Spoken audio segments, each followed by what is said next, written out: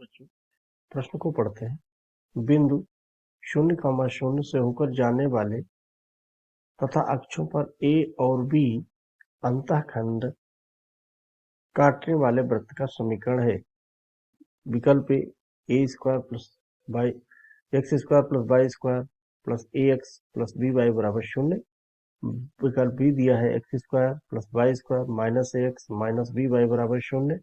विकल्प C x square plus Y square plus a x minus b y बराबर 0।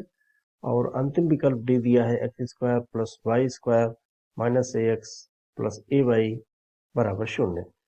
तो इसको हल करने से पहले और सही विकल्प ज्ञात करने से पहले इसकी मुख्य अवधारणा पर हम चर्चा कर लेते हैं और फिर हम इसको हल कर लेंगे और हम इसका चित्र की सहायता से समझने की कोशिश करते हैं, फिर इसको हम हल करते हैं। तो यहाँ पर मान लिया एक वृत्त है जो मूल बिंदु से होकर जाता है और जो यहाँ पर जैसा कि दिया गया है एक्स अक्ष से ए अंतःखंड काटता है, ए हो गया, और ये वाला यहाँ से यहाँ तक बी अंतःखंड काटता है, वाई के सापेक्ष बी अंतःखंड हो गया। तो यहाँ पर ये इसका केंद्र हो जाएगा ओ। तो यहाँ से हम देखते हैं कि जो केंद्र होगा इसका वो यहाँ से, और इस प्रकार से जो लंबार्धक होगा तो यहाँ पर जो केंद्र हो जाएगा वो हो जाएगा a/2 और b/2। अब हम इसका वृत्त का समीकरण ज्ञात कर सकते हैं। तो जिस वृत्त का केंद्र हमें ज्ञात किया हो, यानी हमें दिया हो, यदि केंद्र हम मान लेते हैं, यदि वृत्त का केंद्र हमें दिया हो h, k तथा त्रिज्या ज्ञात हो, त्रिज्या r हो, तो वृत्त का जो समीकरण होता है, वृत्त का समीकरण होगा x माइनस h का पूर्ण वर्ग प्लस y माइनस k का पूर्ण वर्ग बराबर त्रिज्या का वर्ग। तो हमें इसके लिए केंद्र और त्रिज्या ज्ञात होनी चाहिए, फिर हम इसके वृत्त के समीकरण को ज्ञात कर लेते हैं। तो यहाँ पर हम इसको जो दिया गया है उसके हिसाब से यहाँ पर इस समीकरण को ज्ञात कर लेंगे, इसे वृत्त का समीकरण ज्ञात कर लेंगे।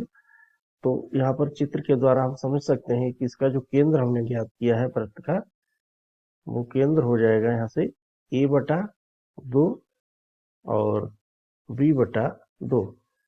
अब चूंकि ये मूल बिंदु से होकर जाता है तो यहाँ से त्रिज्या जो हम निकालेंगे, तो इसकी जो त्रिज्या आएगी वो वर्गमूल a²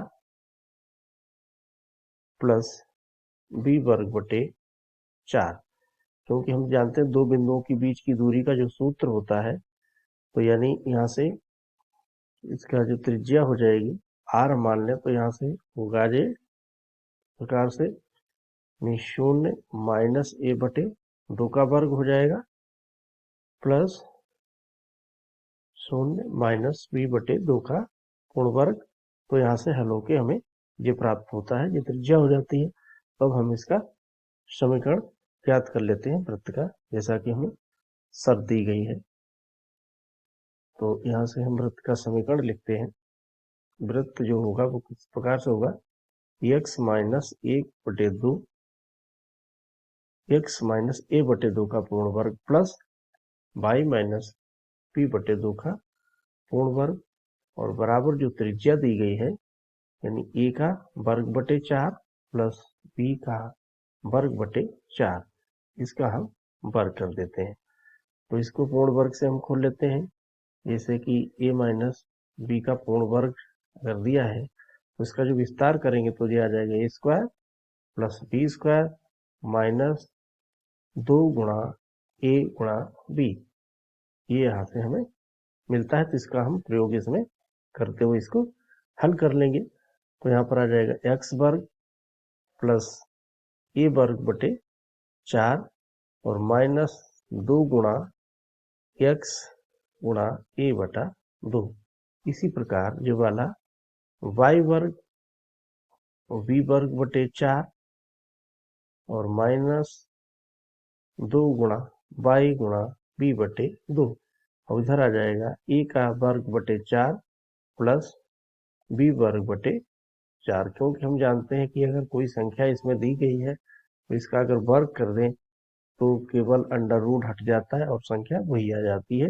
तो यहाँ पर ये संख्या यहाँ पर यही आ गई।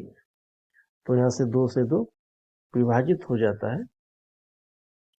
तो यहाँ से हम देखते हैं ए वर्ग 4 बटे 4 दोनों प्लस के हैं, इसी प्रकार बी वर्ग बटे 4 दोनों ओर है कट जाएंगे। तो यहाँ पर आएगा एक्स वर्ग प्लस वाई वर्ग माइनस ए एक्स माइनस वी वाई बराबर 0, जो कि एक वृत्त का समीकरण है। अब हम देखते हैं कौन सा विकल्प इसका सही है।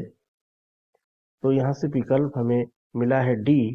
विकल्प यहाँ से विकल्प बी जो है x square plus Y square minus X minus V Y बराबर 0, ये इसका सही हल है। और हम आशा करते हैं आपके समझ में आया होगा। धन्यवाद।